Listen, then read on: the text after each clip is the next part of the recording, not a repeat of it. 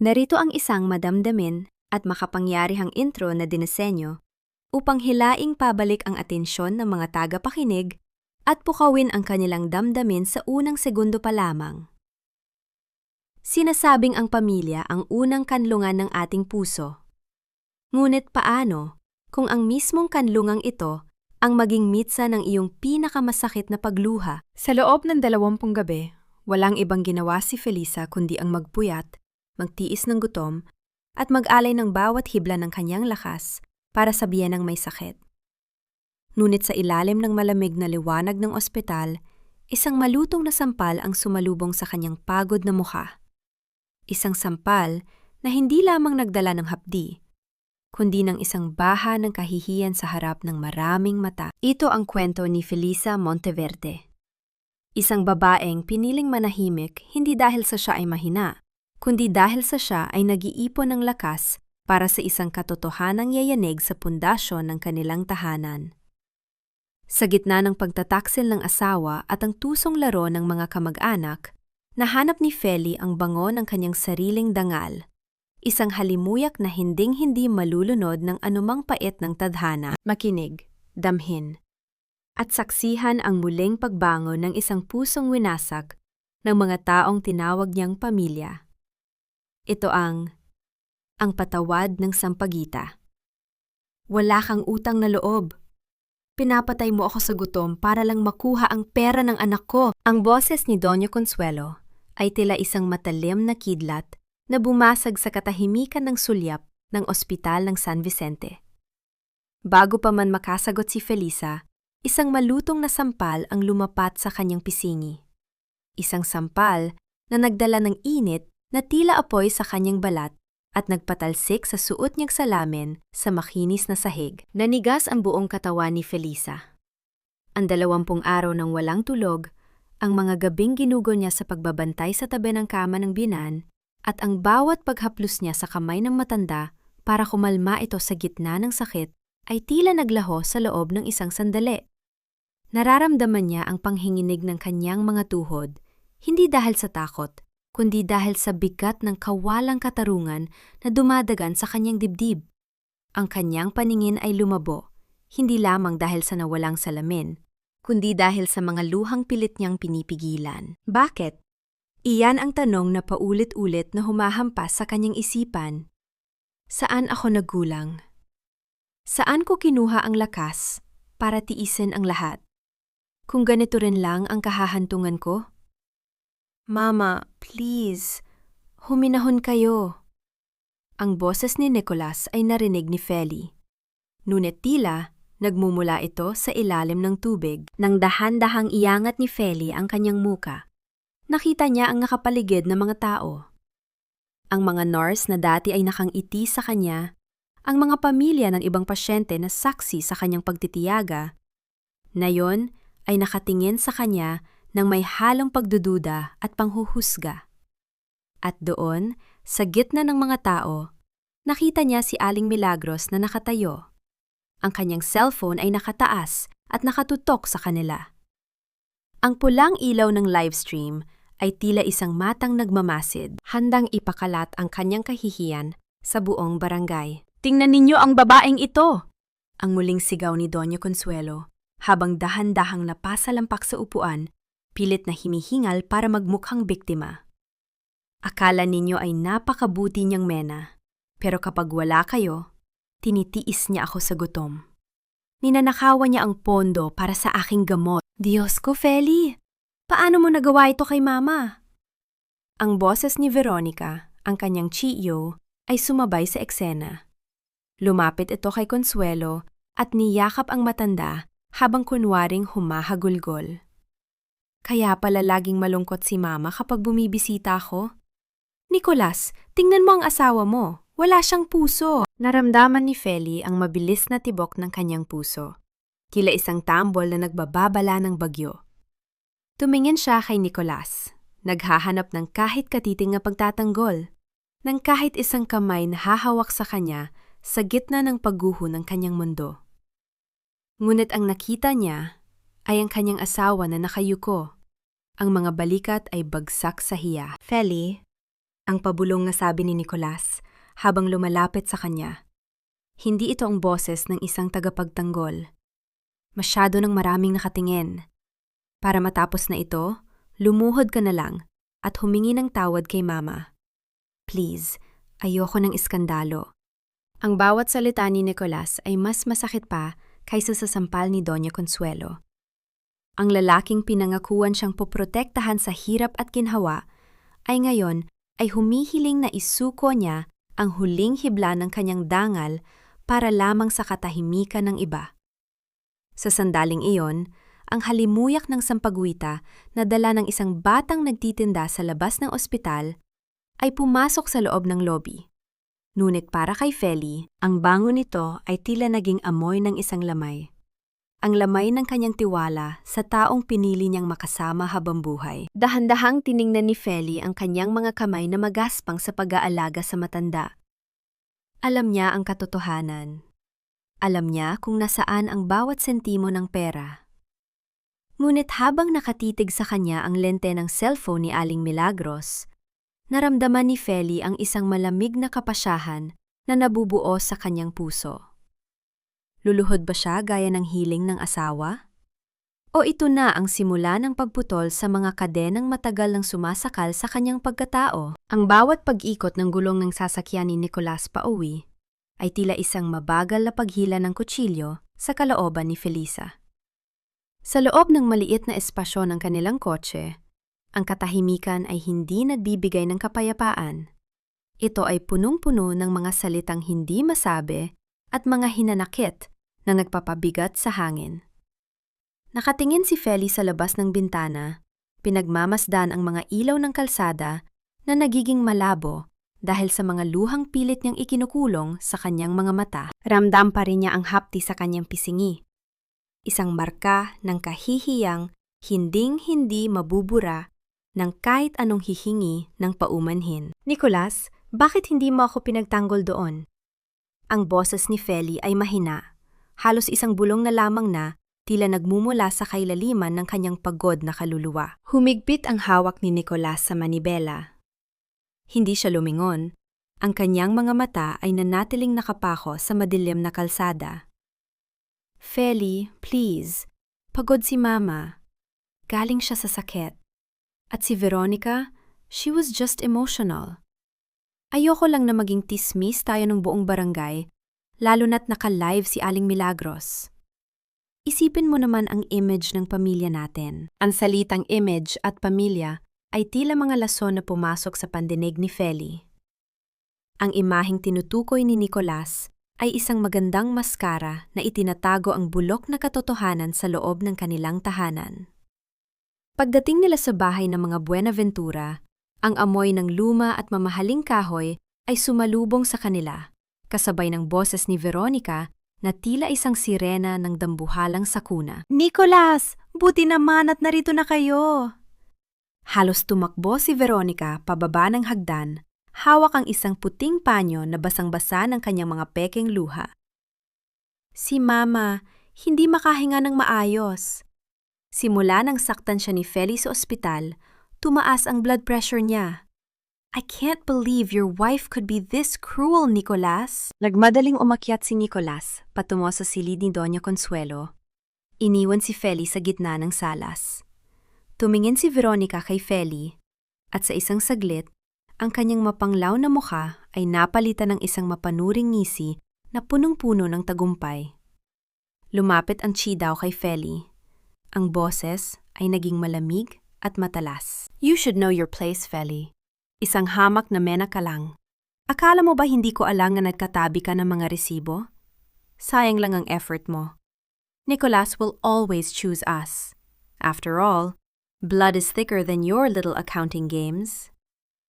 Pumasok si Feli sa silid ng biyenan at nakita si Doña Consuelo na nakahiga sa kama, may hawak na rosaryo at tila naghihingalo. Ang bawat pag-ungol ng matanda ay tila isang detalyadong pagtatanghal para sa anak nitong si Nicolas. Nicolas, anak, baka ito na ang huling gabi ko. Ang nanginghinig na boses ni Consuelo ay umalingaw-ngaw sa silid. Ninanakawan ako ng asawa mo. Ang pera para sa maintenance ko, Hindi niya binibili ng gamot. She wants me gone, Nicolas. She wants all the property for herself. Mama, hindi totoo yan. Tangka ni Feli, ngunit mabilis siyang pinatahimik ng isang matalim na tingin mula kay Nicolas. Feli, lumabas ka muna. You're just stressing her out more. Ang utos ni Nicolas. Ang boses ay puno ng pait at kawalan ng tiwala. Dahan-dahang lumabas si Feli. Ang kanyang puso ay parang isang basong kristal na unti-unting nagkakadurog-durog sa bawat hakbang. Nagtungo siya sa kusina upang kumuha ng tubig. Sinusubok ang lunukin ang pait na bumabara sa kanyang lalamunan. Sa gitna ng katahimikan, naramdaman niya ang pag-vibrate ng kanyang cellphone sa bulsa ng kanyang apron. Isang text message mula sa isang hindi kilalang numero ang bumungad sa kanya. Ang mensahe ay maikli, ngunit sapat na upang magpabilis ng tibok ng kanyang puso. Attorney Feli, huwag kang susuko. Hawak ko ang kopya ng drug log na itinago ni Veronica. Magkita tayo bukas sa kanto ng San Vicente. Nurse B. Napatigil si Feli. Ang baso sa kanyang kamay ay nanginghinig.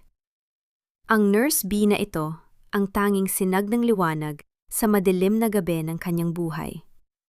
Ngunit bago pa siya makapag-isip ng sunod na hakbang, narinig niya ang malakas na kalabog mula sa itaas at ang sigaw ni Nicolas na tumatawag sa kanyang pangalan ng may halong galit.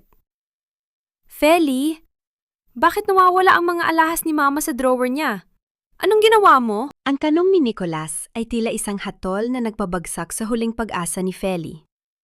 Alam niyang ang laro ni na Veronica at Consuelo ay pumasok na sa isang mas madilim na yugto.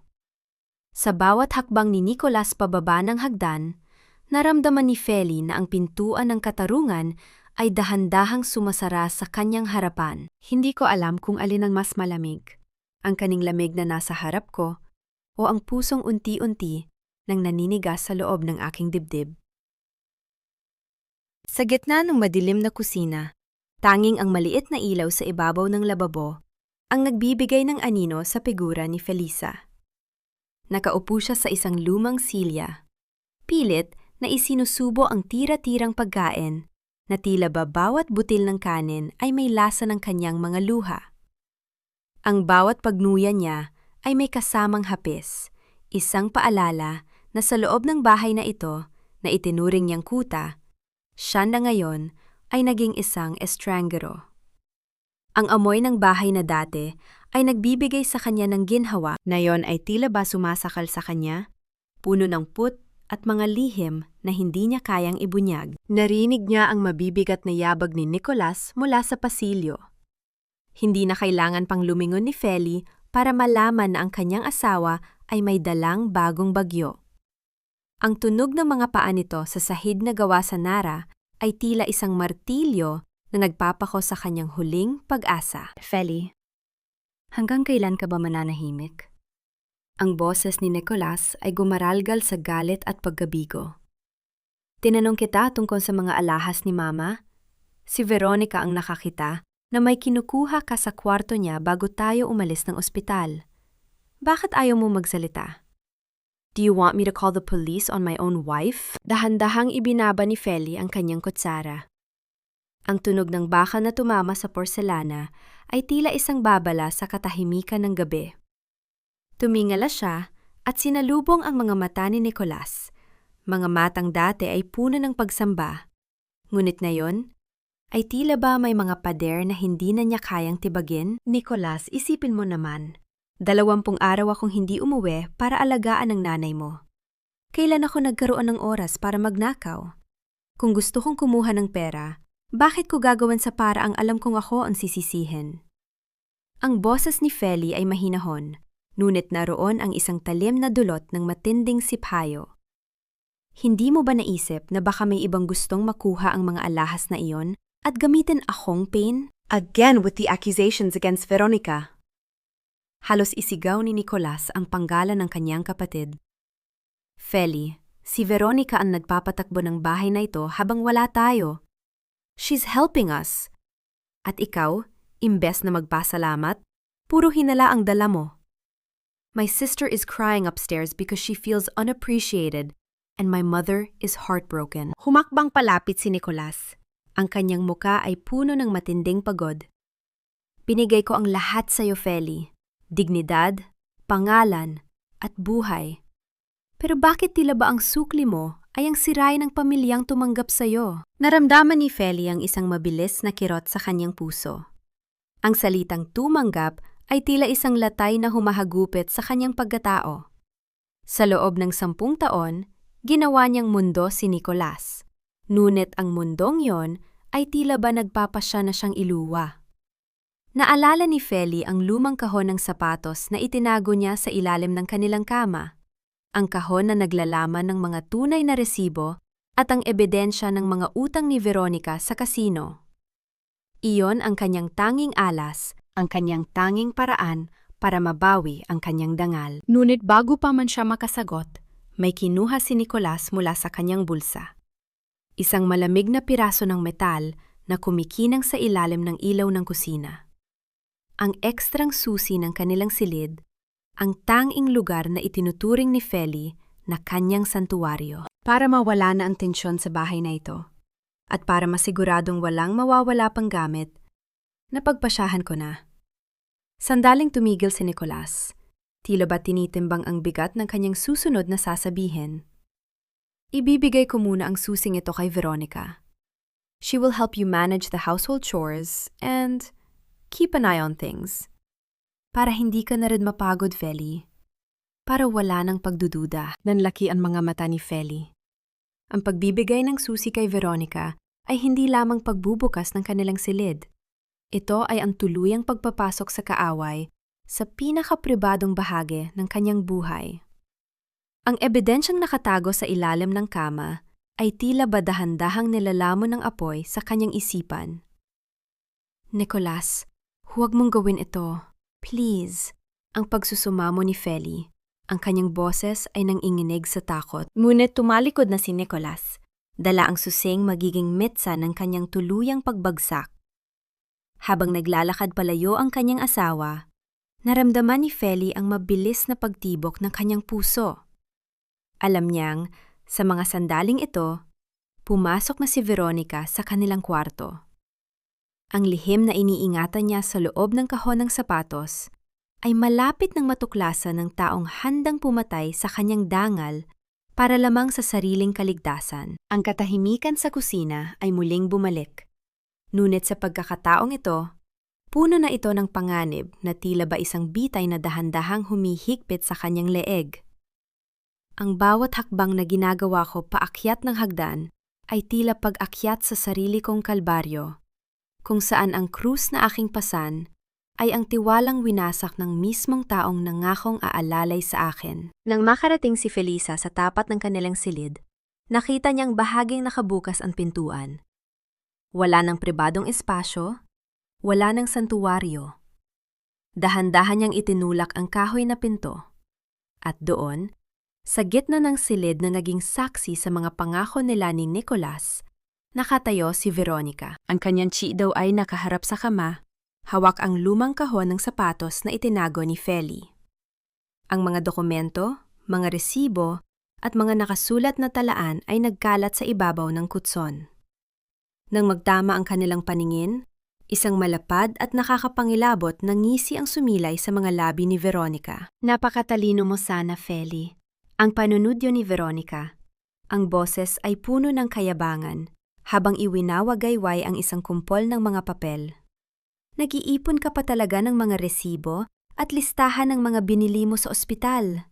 Akala mo ba maiisahan mo ako? Akala mo ba mapapaniwala mo si Nicolas na ako ang kumuha ng pera ni Mama? Naramdaman ni Feli ang pag-uro ng kanyang dila. Alam niya ang totoo. Ang mga papel na hawak ni Veronica ay mga pekeng resibo at walang kwentang dokumento na sinadya niyang iwan doon. Isang patibong na matagal na niyang inihanda. Ang mga tunay na ebidensya at ang bank statements ng pagkakautang ni Veronica sa kasino ay ligtas na nakatago sa ibang lugar. Ngunit kahit alam niyang ligtas ang kanyang alas, ang makita ang susi ng kanyang kwarto na nakasabit sa daliri ni Veronica ay isang punyal na dahan-dahang ibinabaon sa kanyang puso. Ibalik mo yan, Veronica. Wala kang karapatang pakialaman ang mga gamit ko, ang sabi ni Feli. Ang kanyang boses ay nanginginig, hindi dahil sa pag-arte upang kumbinsihin ang kaaway, kundi dahil sa tunay at nakakapapasong sakit ng pagtataksil ng kanyang asawa. Karapatan? Ang mahinang tawa ni Veronica ay tila tunog ng isang buitreng nagpipiesta sa isang bangkay. Ako ang dugong Buenaventura, Feli. Ikaw? Isang hamak na ampon na pinulot lang ng kapatid ko dahil naawa siya sa'yo. At ngayon, burado na ang mga ebidensya mo. Maingat na ibinalik ni Veronica ang mga papel sa loob ng kahon at niyakap ito ng mahigpit. Nicholas gave me this key because he trusts me. He chose his family over you.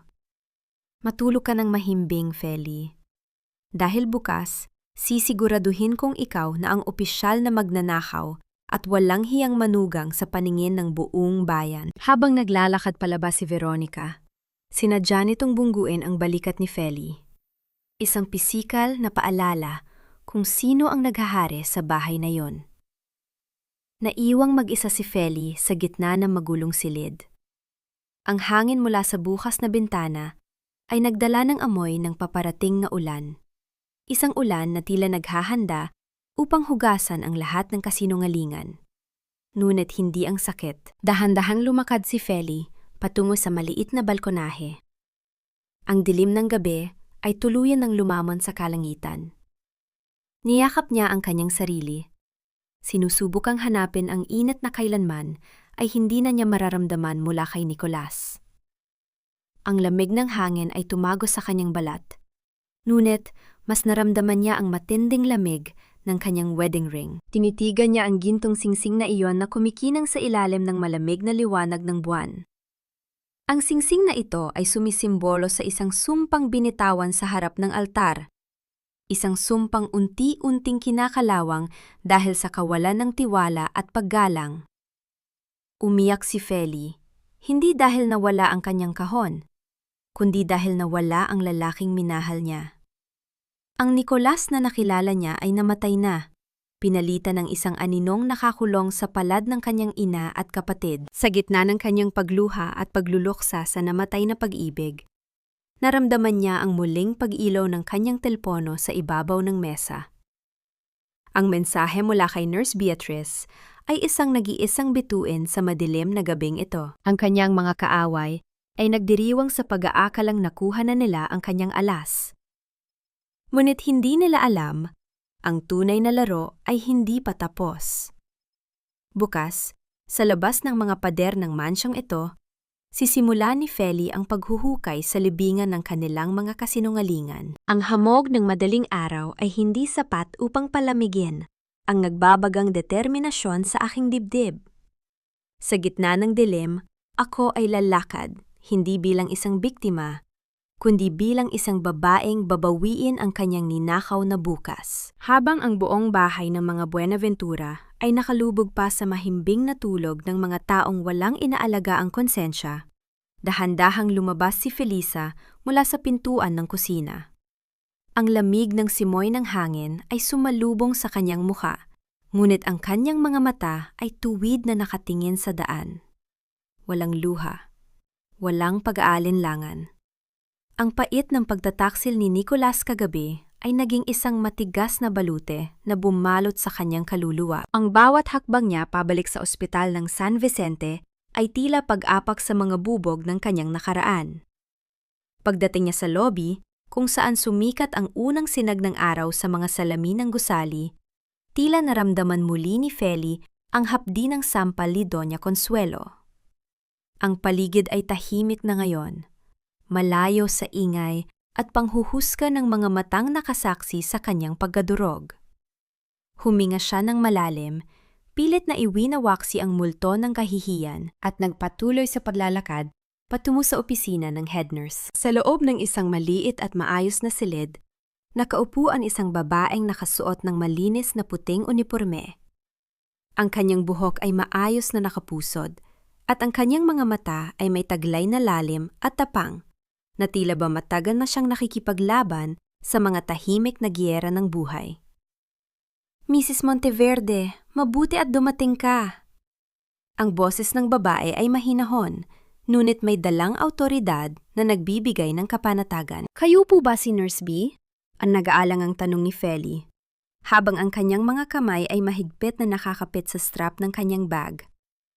Tumayo ang babae at dahan-dahang inayos ang mga papeles sa kanyang mesa. Ako si Beatriz Salcedo, ang head nurse ng ward kung saan na-confine ang biyenan mo. At oo, ako ang nag-text sa'yo. Lumapit si Beatriz at inabot ang isang makapal na brown envelope kay Feli. Ang bigat ng envelope na yon sa mga palad ni Feli ay tila bigat ng isang bagong pag-asa na matagal na niyang ipinagdarasal. Inside that envelope, you will find the certified true copy of the official drug log. Ang paliwanag ni Beatrice, ang kanyang mga mata ay seryosong nakatitig kay Feli. Lahat ng gamot na iniutos ng doktor ay naibigay mo sa tamang oras, walang kulang. Kasama rin dyan ang kopya ng CCTV footage sa hallway. Klarong-klaro doon na ikaw ang nagpuyat gabi-gabi, habang ang hipag mong si Veronica ay dumadating lang para kunin ang sukli ng pambayad mo sa cashier na hindi niya ibinabalik. Naramdaman ni Feli ang pang-ininig ng kanyang mga tuhod. Ang mga dokumentong hawak niya ay ang katotohanang pilit na ibinabaon ni na Veronica at Consuelo sa putikan. Ito ang magpapatunay na ang lahat ng pagpapanggap ng biyena niya ay isang malaking kasinungalingan, isang palabas upang pagtakpan ang bisyo ng paborito nitong anak. Tiningnan ni Feli si Beatrice. Ang kanyang puso ay umaapaw sa pasasalamat na hindi kayang tapatan ng anumang salita. Bakit niyo po ako tinutulungan? Pwede kayong matanggal sa trabaho dahil sa pagbibigay nito sa akin ng walang utos ng korte. Ano po ang laban ko sa isang makapangyarihang pamilya tulad ng mga Buenaventura? Isang mapait at malalim na ngiti ang sumilay sa mga labi ni Beatriz. Tumingin siya sa bintana. Tila inaalala ang isang nakaraan na puno rin ng mga sugat na hindi nakikita. Huwag kang matakot sa mga Buenaventura, Feli. Kilala ko ang pamilyang yan hanggang sa kailaliman ng kanilang mga buto. Ang pabulong, ngunit madiing sabi ni Beatriz. Lumapit siya kay Feli at hinawakan ang nanginginig nitong mga kamay. Tinutulungan kita dahil alam ko ang pakiramdam ng durugin ni Doña Consuelo. Alam ko kung paano siya sumira ng buhay ng isang inosente. Dahil bago ka pa man niya ituring na basura, ako ang unang taong itinapon niya ng walang kalaban-laban. Nanlaki ang mga mata ni Feli. Ang mga salitang binitawan ng head nurse ay nagbukas ng isang malaking katanungan na hindi niya inaasahan. Ang babaeng nasa harap niya ay hindi lamang isang nagmamalasakit na empleyado ng ospital, kundi isang biktima na may sariling sugat na iniwan ng pamilya Buenaventura. Ang alyansang nabubuo sa pagitan nilang dalawa ay hindi na lamang tungkol sa nawalang pera o maling paratang. Ito ay tungkol sa isang matagal ng hustisya na ngayon ay sisingil na ng pautang. Maganda ka, Feli, ang huling bilin ni Beatriz habang binubuksan ng pinto para sa kanya. Dahil sa susunod na harapin mo sila, hindi ka naluluhod. Sila ang magmamakaawa sa katotohanan. Habang naglalakad palabas ng ospital, yakap-yakap ni Feli ang brown envelope sa kanyang dibdib. Ang sikat ng araw ay tuluyan ng sumabog sa kalangitan, nagbibigay ng init na matagal na niyang hindi naramdaman. Ang kawalang pag-asa ay dahan-dahang napalitan ng isang matalim at tahimik na tapang. Handa na siyang umuwi. Hindi bilang isang talunang manugang, kundi bilang isang nag-aabang na unos. Ang sugat na hindi nakikita ay ang sugat na pinakamatagal maghilom, lalo na kung ang nag-iwan nito ay ang mga taong tinawag mong pamilya. Nabalot ng isang malalim na katahimikan ang opisina ni Nurse Beatriz matapos niyang bitiwan ang mga salitang iyon. Ang dahan-dahang pag-agos ng mainit na kape mula sa pitsel patungo sa 2 porselanang tasa ay ang tanging nakabasag sa katahimikan ng silid. Inilapag ni Beatriz ang isang tasa sa harap ni Felisa. Ang init nito ay nagbigay ng panandaliang ginhawa sa nanlalamig na mga palad ng ginang. Kinitigan ni Feli ang head nurse. Sa likod ng maayos at kagalang-galang na anyo ni Beatriz, nakita ni Feli ang isang anino ng pamilyar na pighati. Bago pa man ipanganak si Nicolas at bago pa man naging ganap na dalaga si Veronica, Ako ang unang proyekto ni Doña Consuelo, ang panimula ni Beatriz. Ang kanyang boses ay kalmado, ngunit ang bawat salita ay may dalang bigat ng mga nakalipas na dekada. Isang ampon, isang ulilang kinuha niya mula sa kumbento upang iparada sa mga kaibigan niya sa simbahan at sa buong barangay. Ako ang patunay ng kanyang kabutihan. Nakikinig lamang si Feli. Ang kanyang puso ay nagsisimulang kumabog ng mabilis. Nakikita niya ang kanyang sariling karanasan sa kwento ng babaeng nasa kanyang harapan. Pero sa likod ng mga nakasarang pinto ng mansyon ng mga Buenaventura, hindi ako anak. Ako ay isang aliping bingayaran ng tirahan at pagkain, ang patuloy ni Beatriz. Ang kanyang mga mata ay nanunuri sa kawalan, tila bumabalik sa isang madilim na kabanata. Nang mag-18 ako at ginustong mag-aral ng nursing, pinigilan niya ako. Sabi niya, utang ko sa kanya ang buhay ko, kaya dapat ko siyang pagsilbihan hanggang mamatay siya. Nang magpilit akong umalis, ginawa niya ang pinakamadaling paraan para sirain ako. Pinalabas niyang ninakaw ko ang kanyang mga alahas. Napasingap si Feli. Ito rin eksakto ang ginagawa ngayon ni na Consuelo at Veronica sa kanya. Ang pamilyang Buenaventura ay hindi lamang malupit. Sila ay may isang paulit-ulit na sistema ng paninira sa mga taong gustong lumaya mula sa kanilang anino. Pinalayas niya ako ng walang kahit anong dala, kundi ang damit sa aking katawan. Sinira niya ang pangalan ko sa lahat ng taong kakilala ko. Ang mapait na ngiti ay sumilay sa labi ni Beatriz. Ngunit hindi niya inasahan na ang batang itinapon niya sa putikan ay makakabangon, makakapagtapos ng pag-aaral at magiging head nurse sa ospital kung saan siya tatakbo para mag-inarte. Sa sandaling iyon, naramdaman ni Feli na hindi siya nag-iisa. Ang mga luha ng pag-aawa sa sarili ay dahan-dahang natuyo, napalitan ng isang nag-aalab na pagkakaisa.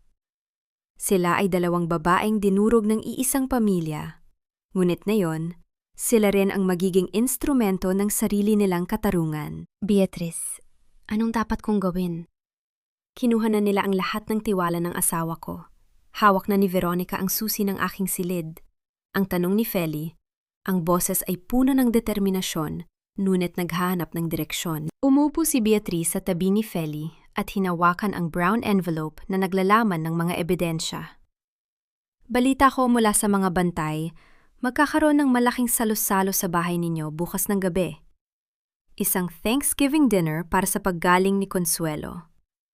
Inimbitahan nila ang mga kamag-anak at ilang piling tao sa barangay. Ngunit alam nating dalawa na ang hapunang yon ay isang patibong. Gagamitin nila ang atensyon ng publiko para puwersahin kang isuko ang kaisa-isang ari-arian na nakapangalan sa iyo. Ang lupang pamana ng iyong mga magulang. Nanigas ang mga balikat ni Feli. Tama si Beatriz. Nabanggit na ito ni Nicolas noong isang linggo, na baka daw kailangan nilang isanla ang lupa ni Feli para makabawi sa mga gastusin ni Consuelo. Isa itong grandeng manipulasyon. Hayaan mong isipin nilang panalo na sila, Feli. Hayaan mong kunin ni Veronica ang mga pekeng resibo na itinago mo sa ilalim ng kama. Ang madiing payo ni Beatriz. At kapag naroon na ang lahat, kapag iniisip ni Consuelo na nakaluhod ka na sa kanyang harapan, diyan mo ilalabas ang lahat ng nasa sobreng ito. Hindi ka mag-iisa. Titiyakin kong makakarating ang totoo sa lahat ng dapat makarinig. Tumango si Feli. Ang kanyang mga kamay ay mahigpit na nakakapit sa envelope. Handa na siya. Ngunit bago pa siya makatayo, dahan-dahang humawak si Beatriz sa kanyang braso. Ang mga mata ng head nurse ay nagdilim. Puno ng isang lihim na tila matagal nang naghihintay ng tamang panahon upang sumabog. May isa pa akong pabor, Feli, ang bulong ni Beatriz. Kapag dumating ang sandaling nagyayabang na si Consuelo at pinaparamdam niyang siya ang pinakamataas, ibulong mo sa kanya ang pangalan ko. Sabihin mong ipinangungumusta ko ang pilat sa kanyang kaliwang balikat. Tingnan natin kung gaano katapang ang iyong biyenan kapag hinarap siya ng isang multong pilit niyang binaon. Napatigil si Feli. Ang pilat sa kaliwang balikat? Ano ang kinalaman ng isang simpleng peklat sa pangalang Beatriz? At bakit tila ang pangalang ito ay isang sumpa na kinatatakutan ng makapangyarihang si Doña Consuelo. Lumabas si Feli ng ospital na may bitbit na mga dokumento at isang madilim na misteryo. Ang araw ay ganap ng sumikat, nagbibigay liwanag sa kalsada. Wala nang atrasan. Ang huling hapunan ng mga Buenaventura ay magiging isang piging na hinding-hindi nila malilimutan. Ang bango ng litsun at ng mga mamahaling putahe ay hindi sapat upang pagtakpan ang amoy ng kasakiman na unti-unting sumasakal sa loob ng mansyon ng mga Buenaventura. Puno ng mga tao ang malawak na hapagkainan. Inimbitahan ni Doña Consuelo ang mga malalapit na kamag-anak at ilang piling opisyal ng barangay para sa isang Thanksgiving dinner bilang pasasalamat sa kanyang paggaling. Ang liwanag mula sa malaking chandelier ay tumatama sa mga porselanang plato at kumikinang na mga kubyertos na lumilikha ng isang ilusyon ng perpektong pamilya. Ngunit para kay Felisa, ang bawat ngiti na ibinabato sa kanya ng mga bisita ay tila mga patalim na nag-aabang sa kanyang pagkakamali. Nakatungo lamang si Feli sa dulo ng mesa. Hindi niya ginagalaw ang pagkain sa kanyang harapan. Sa kabilang dulo, nakaupo si Doña Consuelo na umaarte pa ring mahina, habang si Veronica ay walang tigil sa pag-asikaso rito. Sinisiguradong nakikita ng lahat ang kanyang pagiging mabuting anak. Si Nicolas ay nakaupo sa tabi ni Feli. Ngunit ang distansya sa pagitan nilang dalawa ay tila isang malawak na karagatan. Wala na ang init ng balikat ng kanyang asawa. Ang tanging nararamdaman ni Feli ay ang pader ng pagdududa na itinayo nito. Nang matapos ang pangunahing kainan, dahan-dahang itinaas ni Doña Consuelo ang kanyang baso ng tubig. Ang mahinang pagkalembang ng kanyang kutsara sa baso ay kumuha ng atensyon ng lahat. Natahimik ang buong silid. Mga kapatid, mga kaibigan, ang panimula ni Consuelo. Ang kanyang boses ay nanginginig sa isang pekeng emosyon. Nagpapasalamat ako sa Diyos dahil binigyan niya pa ako ng pagkakataong makasama kayo. Naging mahirap ang mga nakaraang linggo. May mga hindi pagkakaunawaan, may mga pagkakamali, at may mga taong nakalimot sa kanilang lugar. Sumulyap ang matanda kay Feli.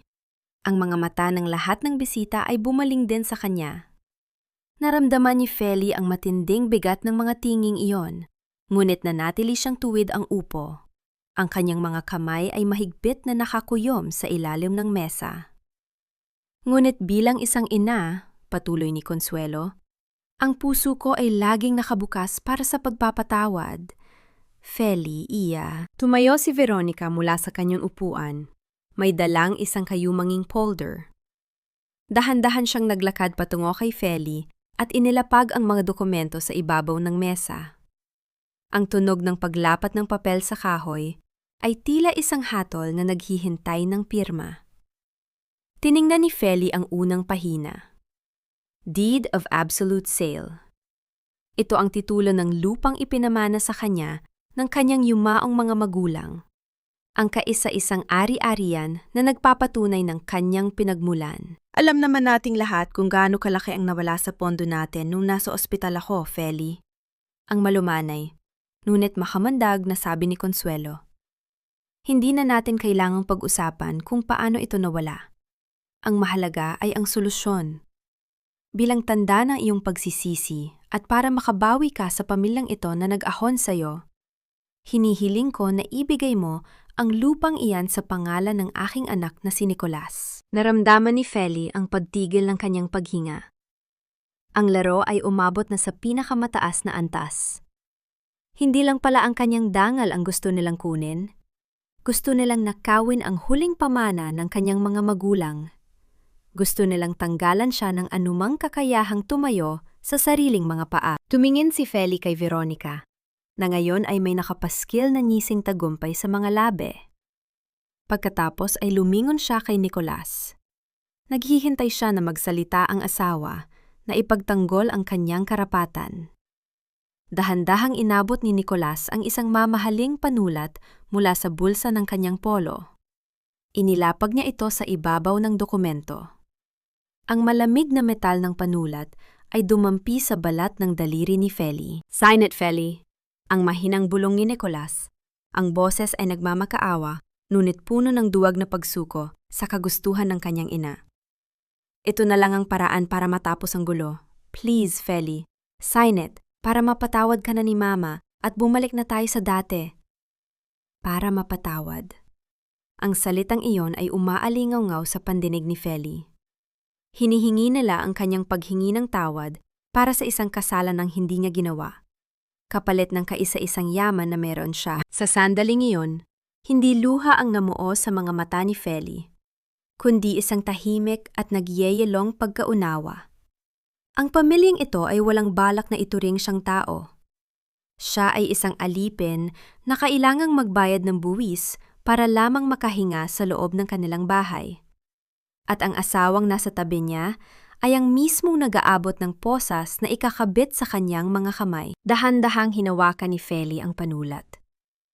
Naramdaman ng lahat ang tensyon. Ang ilan sa mga bisita ay nag-aabang sa kanyang pagyuko. Ngunit sa halip na itapat ang panulat sa papel, inangat ni Feli ang kanyang mukha. Tinumbok niya ang mga mata ni Nicolas. Walang bakas ng pag-aalinlangan. Walang takot.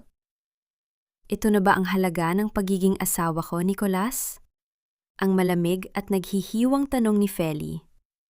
Ang kanyang boses ay tila isang kampanang bumasag sa katahimikan ng buong mansyon. Ang katahimikan sa loob ng malawak na hapagkainan ay tila naging isang makapal na kumot na nagpapabigat sa paghinga ng lahat. Ang tanong ni Felisa ay nanatiling nakasabit sa hangin. Naghihintay ng kasagutan mula sa lalaking minsan ay naging sentro ng kanyang universo. Ngunit sa halip na salubungin ang kanyang mga mata, dahan-dahang inilipat ni Nicolas ang kanyang paningin sa malamig na porselana ng kanyang plato. Ang kanyang pananahimik ay isang malinaw na pag-amin ng kanyang karuwagan. "It's for our peace, Feli." Ang pabulong na sagot ni Nicolas, na tila ba ang salitang kapayapaan ay mabibili lamang kapalit ng pagkatao ng kanyang asawa. "Pirmahan mo na. Let's just move on." Isang malamig na hangin ang umihip sa isipan ni Feli. Ang pamilyang ito ay walang ibang nakikita, kundi ang kanilang sariling kapakinabangan. Tiningnan niya ang Deed of Absolute Sale. Ang dokumentong ito ay hindi lamang papel. Ito ay ang pawis at dugo ng kanyang mga magulang. Dahan-dahan niyang inilapit ang dulo ng panulat sa nakalaang guhit para sa kanyang lagda. Ngunit sa gitna ng kanyang pagkasira, ang matalas na isip ni Feli bilang isang babaeng marunong sa buhay ay nagising. Habang pinagmamasdan siya ng nagkikislapang mga mata ni na Veronica at Tonya Consuelo, idiniin niya ang panulat. Pumirma siya. Ngunit sa halip na gamitin ang kanyang opisyal na pirma bilang Felisa Monteverde na nakarehistro sa mga legal na dokumento, ginamit niya ang kanyang lumang pirma noong siya ay dalaga pa. Isang maliit, sadyang pagkakamali na nagpapawalang bisa sa legalidad ng dokumento kung sakaling idulog ito sa korte. Agad na hinablot ni Veronica ang papel. Ang kanyang mga kuko na may pulang cutex ay tila mga kuko ng agila na nakasunggab sa kanyang biktima. Tiningnan niya ang pirma at nungumiti ng malapad kay Doña Consuelo. "See, Mama? I told you she would listen to reason." Ang mataginting at puno ng kayabangang sabi ni Veronica. "Welcome back to the family, Feli. Mabuti naman at naisip mo rin ang utang na loob mo sa amin." Isang pilit na palakpakan ang nagmula sa mga bisita. Tila ba nagdiriwang sila sa pagkakakulong muli ng isang ibon sa hawla ng mga Buenaventura. Ngunit sa loob-loob ni Feli, isang bagong kabanata ng kanyang kalayaan ang nagsisimula. Nang matapos ang hapunan at isa-isang umalis ang mga bisita, iniwan ni Nicolas si Feli upang ihatid ang mga opisyal ng barangay sa gate. Si Feli ay naiwan sa hapag. Inuutusang ligpitin ang mga pinagkainan na tila isang ordinaryong kasambahay. Wala siyang imik na sumunod. Habang naglilikpit, humingi ng isang basong tubig si Doña Consuelo. Kinuha ni Feli ang mamahaling kristal na baso at dahan-dahang nilagyan ito ng malamig na tubig mula sa pitsyel. Habang kinagmamasdan niya ang pag-agos ng tubig, isang butil ng luha ang nakawala mula sa kanyang mga mata. Bumagsak ito ng direkta sa loob ng baso, humalo sa inumin ng walang sinumang nakapansin. Ang luhang iyon ay hindi luha ng pagkatalo. Ito ay luha ng pamamaalam. Ang lahat ng kanyang sakripisyo, ang lahat ng gabing inilaan niya para sa matandang ito, ay natunaw at naglaho na parang luhang iyon sa tubig. Ibinigay niya ang baso kay Consuelo at ininom ito ng matanda nang walang kamalay-malay sa pait na nakahalo roon. Dala ang mga hugasin patungo sa kusina. Napadaan si Feli sa nakabukas na pinto ng maliit na sala ng pamilya. Narinig niya ang nag-uumpisang pagtatalo ni na Veronica at Consuelo na ngayon ay naiwan na lamang dalawa. Huminto si Feli sa likod ng pader, pinigil ang paghina at dahan-dahang inilabas ang kanyang cellphone. Pinindot niya ang record button at itinapat ito ng bahagya sa puwang ng pinto. "Finally, Mama!" Ang boses ni Veronica ay puno ng hindi mapigilang tuwa. "Maibebenta na natin ang lupa ng ampon na yan. Mababayaran ko ng utang ko sa VIP Baccarat. Muntik na akong patayin ng mga financier ko noong nasa ospital ka. Mabuti na lang talaga at hawak ko ang pondo mo noon para pambayad sa interes." "Napakabobo mo kasi, Veronica." Ang boses ni Doña Consuelo ay matalas at puno ng pagkasuklam, malayo sa mahinang tinig ng isang may sakit na ipinapakita niya kay Nicolas. "Bakit sa pera ko pa para sa ospital ikaw kumuha? Muntik na tayong mabisto." Mabuti na lang at napaniwala natin si Nicolas na si Feli ang nagnanakaw at pinagugutom ako. Kung hindi, ikaw ang ipapakulong ng kapatid mo. "Oh, come on, Mama," ang panunuya ni Veronica. "Alam naman nating dalawa na kahit anong gawin ko, ako pa rin ang paborito mo. Besides, we got what we wanted. The land is ours and Feli is completely broken. Wala na siyang lalabanan dahil akala niya nakuha ko na ang mga ebidensya niya sa kwarto." Naramdaman ni Feli ang matinding lamig na bumalot sa kanyang buong katawan. Ngunit ang lamig na ito ay hindi nagdala ng takot. Ito ay nagdala ng kalinawan. Ang pag-amin na narinig niya ay tumago sa mikropono ng kanyang telepono at direktang naitala sa kasaysayan ng kanilang kasinungalingan. Ang maskara ng mga Buenaventura ay tuluyan ng gumuho sa harap ng pandinig ni Feli. Binulsa niya ang kanyang telepono. Ang kanyang puso ay pumipintig sa isang matatag at mabagsik na ritmo. Ang mga ebidensyang ibinigay ni Nurse Beatrice ay ligtas, at ngayon, mayroon pa siyang karagdagang bala na magpapabagsak sa mga pader ng mansyong ito. Ang laro ng pagpapanggap ay tapos na. Panahon na upang ihanda ang entablado para sa huling pagtatanghal. At para maging perpekto ang paghukom, kailangan niya ng tamang manonood. Kailangan niya si Aling Milagros. Ang bawat kasinungalingan ay nangangailangan ng manonood upang magmukhang totoo. Kaya't naisip ko, bakit hindi natin ibigay sa kanila ang pinakamalaking entablado? Kinaumagahan, tila walang bakas ng pagguho sa kilos ni Felisa. Maaga siyang gumising, naghiwa ng mga sangkap, at nagluto ng isang malaking bandehado ng pansit canton at puto. Ang usok na nagmumula sa mainit na pagkain ay pumuno sa kusina, nagdadala ng amoy ng isang ordinaryong pagdiriwang. Ngunit sa likod ng maamong mukha at masipag na mga kamay, ang isip ni Feli ay tila isang ahedres na nag-aayos ng mga pyesa para sa huling tira. Habang nag-aayos ng hapag sa sala sina Veronica at Doña Consuelo, na kapwa nasa magandang mood dahil sa pag-aakalan nakuha na nila ang lupa, dahan-dahang naglakad si Feli patungo sa tarangkahan. Doon, sa kabilang kalsada, nakita niya si Aling Milagros na nagwawalis ng mga tuyong dahon. Ang mga mata ay palihim na sumusulyap sa mansyon ng mga Buenaventura, nag-aabang ng bagong balita. Lumapit si Feli. Ang kanyang muka ay may suot na ngiti ng isang asawang natuto na di umano ng leksyon. "Aling Milagros, magandang umaga po. Nagluto po ako ng merienda para sa paggaling ni Mama." Gusto ko po sana kayong imbitahan sa loob. Kayo po kasi ang laging nag-aalala at nagbabalita sa kalagayan niya sa barangay natin. Kumurap-kurap si Aling Milagros. Ang kanyang mga mata ay biglang nagdingning sa tuwa.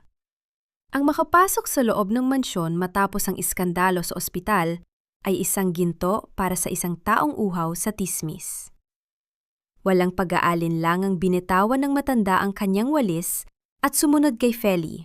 Ang kamay ay mabilis na dumukot sa kanyang cellphone na nasa bulsa ng kanyang duster. Nang pumasok sila sa sala, natigilan si Veronica na kasalukuyang nagpapahid ng pulang cutics sa kanyang mga kuko. Si Doña Consuelo naman, na nakaupo sa kanyang paboritong silya at nagpapaypay, ay nagtaas ng kilay. Mama! Ate Veronica! Inimbita ko po si Aling Milagros para makasalo natin. Ang malambing na sabi ni Feli habang inilalapag ang bandehado ng pansit sa gitnang mesa. Para naman po makita niya na maayos na tayo at wala ng gulo sa pamilya dahil sa pagnanais na ipagmalaki ang kanilang tagumpay sa paningin ng publiko. Isang pilit ngunit malapad na ngiti ang isinukli ni Consuelo.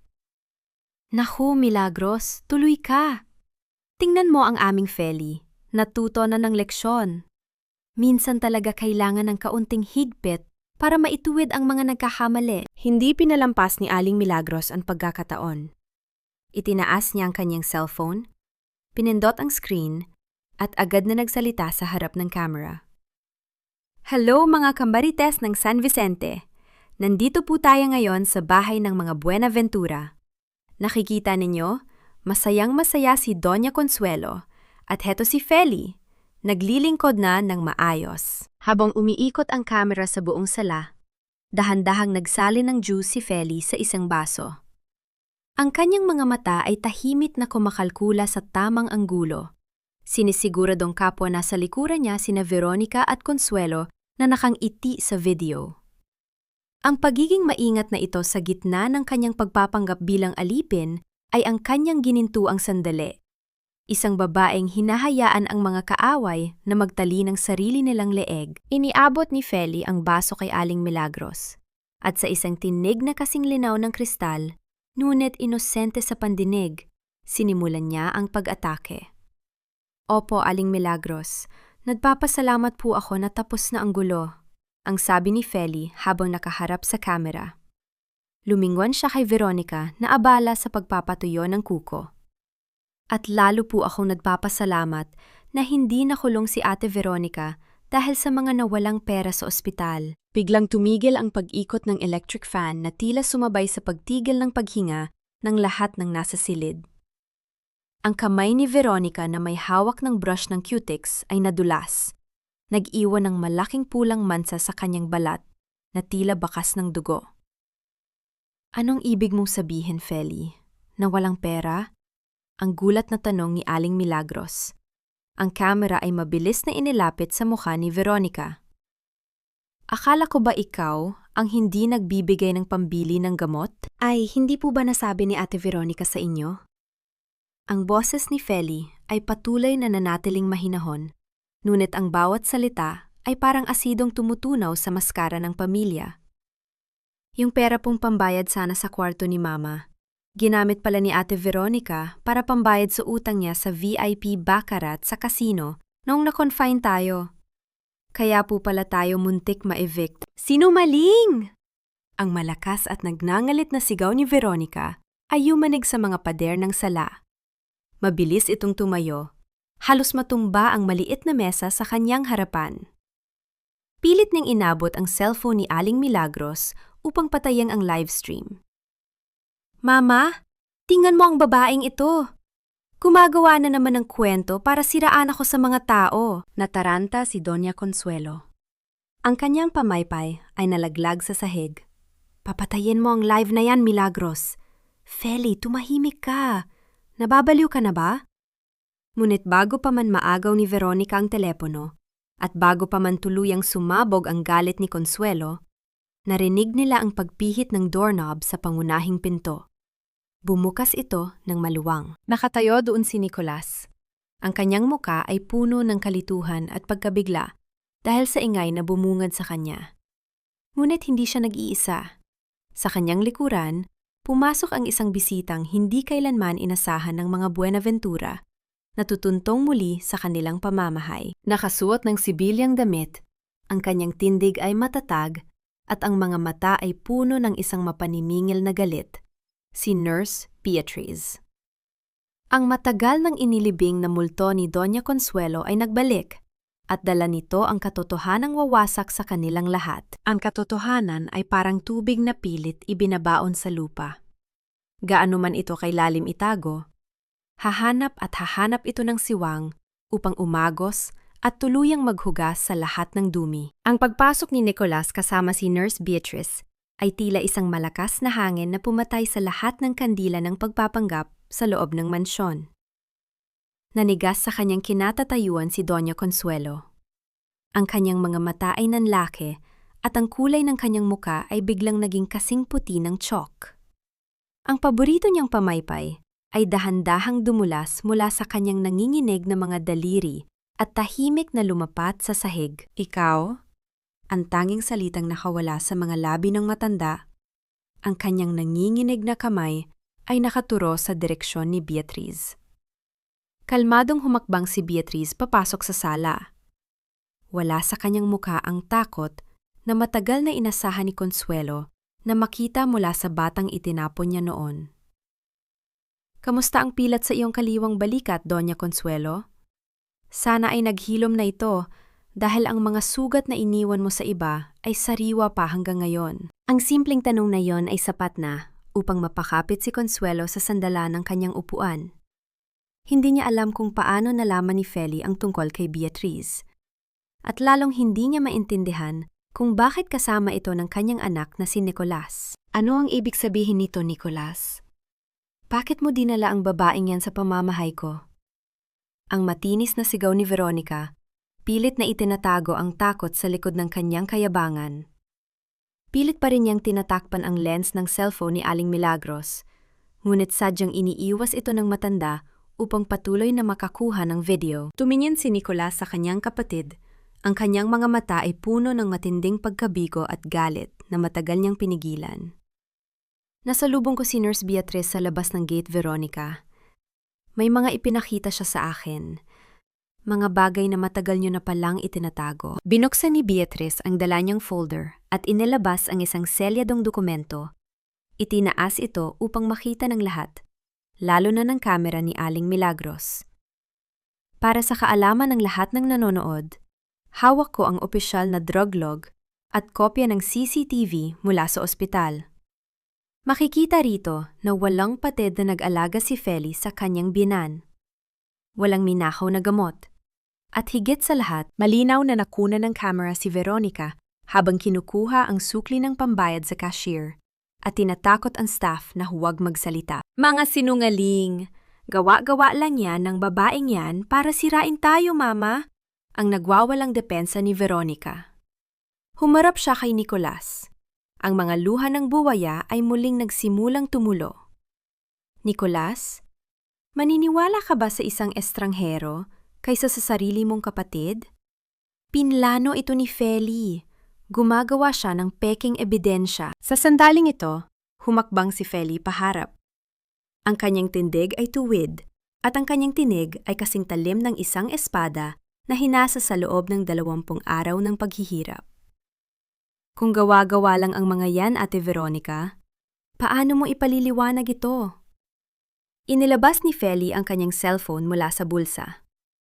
Itinaas niya ang volume hanggang sa pinakamalakas at pinindot ang audio file na nakuha niya kagabi. Pumailan lang sa buong sala ang malinaw na tinig ni Veronica at Doña Consuelo. Maibebenta na natin ang lupa ng ampon na yan. Mababayaran ko na ang utang ko sa VIP Baccarat. Mabuti na lang talaga at hawak ko ang pondo mo noon para pambayad sa interes. Kasunod nito ang malupit na boses ng matanda. Mabuti na lang at napaniwala natin si Nicolas na si Feli ang nagnanakaw at pinagugutom ako. Kung hindi, ikaw ang ipapakulong ng kapatid mo. Ang mga salitang iyon ay parang isang bomba na sumabog sa gitna ng silid. Ang mga komento sa livestream ni Aling Milagros ay mabilis na nagdagsaan. Naririnig ni Feli ang pagbasa ni Aling Milagros ng ilan sa mga ito. Diyos ko, sila palang magnanakaw! Grabe ang biyenan at hipag, ginawang alipin ng asawa. Ipakulong ang mga yan! Gumuho ang mundo ni Doña Consuelo. Bigla siyang humawak sa kanyang dibdib, muling ginagamit ang kanyang paboritong taktika, ang magkunwaring inaatake sa puso. Nicolas? Anak, hindi ako makahinga.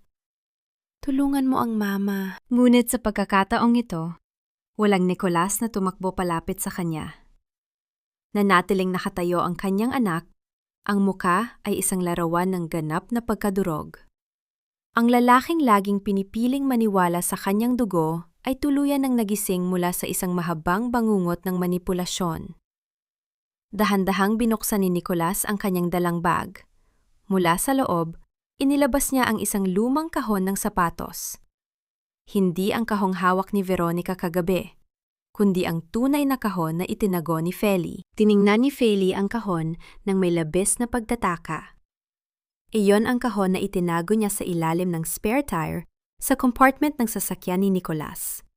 Ang kaisa-isang lugar na alam niyang hindi papakialaman ni Veronica. Nakita ko ito kaninang umaga, bago ako pumasok.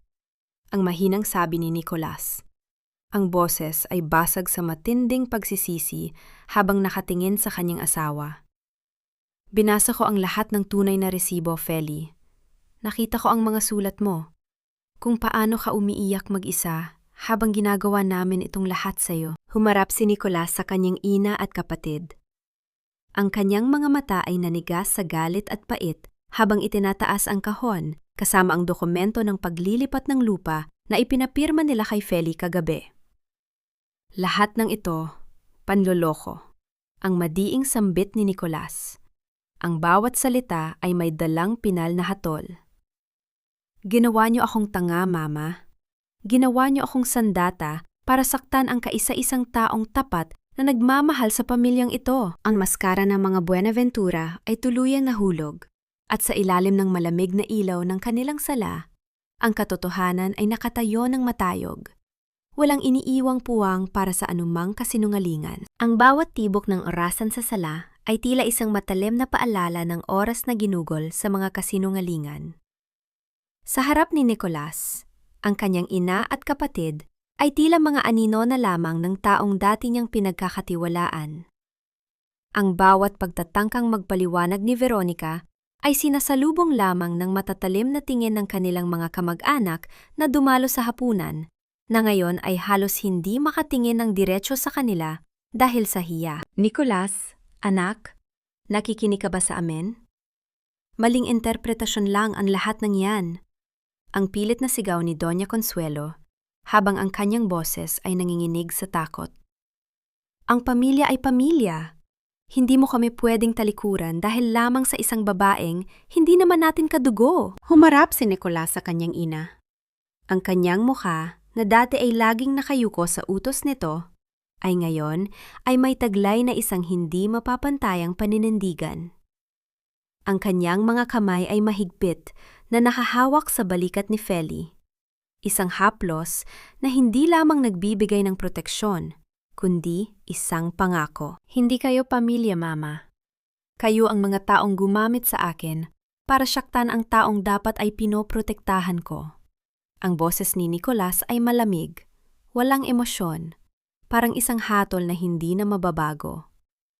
Sa loob ng 10 taon, akala ko ay ginagawa ko ang tama dahil sinunod ko kayo.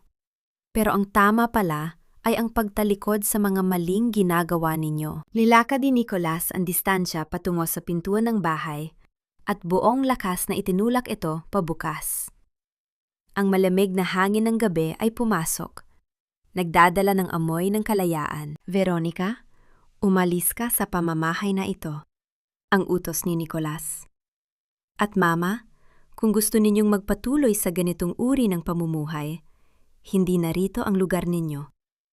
Ang bahay na ito ay pag-aari na ni Feli, habil sa lahat ng mga dokumentong pinirmahan ninyo nang hindi nyo namamalayan. Ang bawat ari-ariya na inakala ninyong hawak ninyo ay nakapangalan na sa kanya simula pa noong nakaraang buwan. Nanlaki ang mga mata ni Doña Consuelo. Ang kanyang muka ay naging kasing puti ng mga pader ng mansyon. Ano? Hindi maaari. Nanakawin niyo ang lahat sa amin? Hindi ito pagnanakaw, ang sagot ni Feli. Ang boses ay matatag habang tumatayo sa tabi ni Nicolas. Ito ay pagbabalik lamang ng kung ano ang dapat sa akin. Ang bawat sentimong kinuha ninyo, ang bawat lupaing inagaw ninyo sa pamilya ko, lahat yon ay sisimula na nating bawiin sa legal na paraan. Ang pagtataboy na iyon ay hindi lamang pagpapalayas sa bahay. Ito ay ang tuluyang pagputol ng tanikala ng utang na loob na matagal na nilang ginamit para gawing bilanggo si Feli. Ang mga tauhan na dati ay sumusunod sa bawat utos ni Consuelo ay ngayon ay nakatayo lamang sa gilid, hindi na alam kung kanino susunod. Habang inililigpit na Veronica at Consuelo ang kanilang mga gamit ng nagmamadali at puno ng sumpa, si Feli naman ay dahan-dahang lumakad patungo sa kanyang kwarto. Doon, inilabas niya ang bagong kandado na binili niya noong isang araw. Ipinapalit na niya ito sa bagong gwardiya. Sa bawat pag-ikot ng susi, naramdaman ni Feli na ang bawat pinto sa bahay na ito ay hindi na muling bubukas para sa mga taong nagnanais siyang sirain. Nang makalabas na ang dalawang babae, naiwan silang dalawa ni Nicolas sa salas. Ang katahimikan ay puno ng isang malalim na pagod at pagsisisi. Feli, patawarin mo ako. Ang bulong ni Nicolas. Ang kanyang boses ay basag habang dahan-dahang hinahaplos ang pisingi ni Feli na dati ay sinampal ng kanyang ina. Hindi ko akalaing hahantong tayo sa ganito.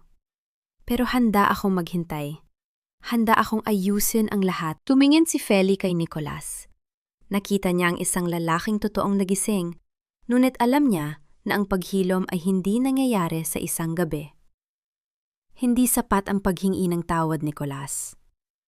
Ang tiwala ay hindi na ibabalik sa isang araw. Kailangan nating magsimula sa simula. At sa simula na yon, walang lugar para sa mga taong gustong diktahan ang ating buhay. Sa gitna ng gabing iyon, habang ang mga bituin ay nagkikislapan sa labas, naramdaman ni Feli na ang kanyang buhay ay hindi na isang pagsasakripisyo para sa ibang tao. Ang kanyang buhay ay muling naging kanya. Ang pangalang Feli Monteverde ay hindi na lamang isang simbolo ng pagtitiis, kundi isang pangalan ng isang babaeng marunong mantayo ng ranzoy, hangganan. Habang natutulog si Feli ng mahimbing sa loob ng kanyang sariling tahanan, ang bawat hininga niya ay puno ng kapayapaan.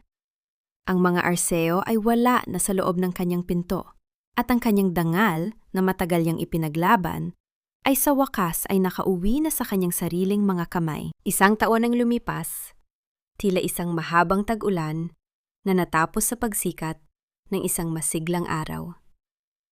Sa veranda ng mansyong dati, ay puno ng mapanghusgang mga mata at mabibigat na sikreto.